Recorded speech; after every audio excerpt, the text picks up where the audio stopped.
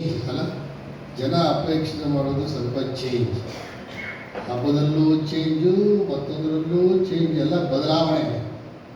ಯಾಕೋ ಅರಸಾಳ್ನಲ್ಲಿ ಬದಲಾವಣೆ, ವಾತಾವರಣ ಹೊರಗೂ ಬದಲಾವಣೆ, ಒಳಗೂ ಬದಲಾವಣೆ. ಬಹುಶಃ ಈ ಬದಲಾವಣೆಯ ಹರಿಕಾರರು ಬಹುಶಃ ಫಾದರ್ ಡೆನಿಸ್ ಮತಾಯಸ್ ಅಂತ ಕಾಣುತ್ತೆ.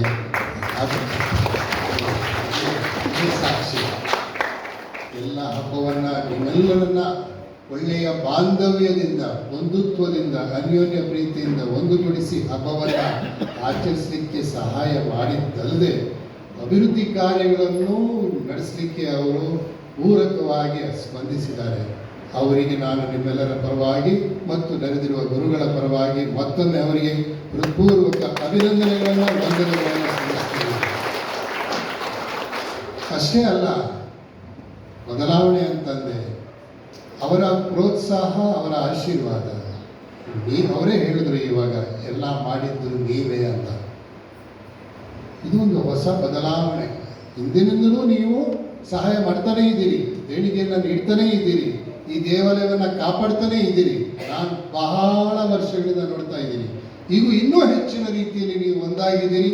ಬಾಂಧವ್ಯದಿಂದ, ಅನ್ಯೋನ್ಯ ಬಾಂಧವ್ಯದಿಂದ, ಪ್ರೀತಿಯಿಂದ ನನ್ನ ದೇವಾಲಯ ನಮ್ಮ ದೇವಾಲಯ ಅಂತ ಹೇಳ್ಕೊಂಡು ನೀವು ಅಭಿವೃದ್ಧಿಯನ್ನು ಕೈಗೊಂಡಿದ್ದೀರಿ. ಅದಕ್ಕೋಸ್ಕರ ನಿಮ್ಮನ್ನು ನಾನು ಅಭಿನಂದಿಸ್ತೀನಿ. ಅಷ್ಟೇ ಅಲ್ಲ, ಶ್ರೀ ಥಾಮಸ್ ಡಿಸೋಜರ್ ಅವರು ಆಗಲೇ ನನ್ನ ಹತ್ರ, ಕುಟುಂಬದವರು ಆಗಲೇ ನನ್ನ ಹತ್ರ ಮಾತಾಡಿದ್ದಾರೆ.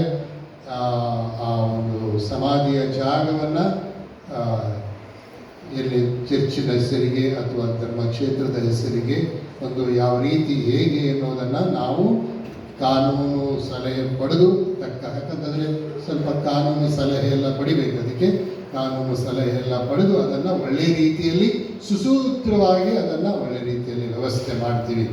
ಈ ಒಂದು ದಿಸೆಯಲ್ಲಿ ಅವರಿಗೂ ನಿಮ್ಮೆಲ್ಲರಿಗೂ ನನ್ನ ಹೃತ್ಪೂರ್ವಕ ಅಭಿನಂದನೆಗಳು ಮತ್ತು ಆಶೀರ್ವಾದಕ್ಕೆ ಎದ್ದು ನಿಂತುಕೊಂಡು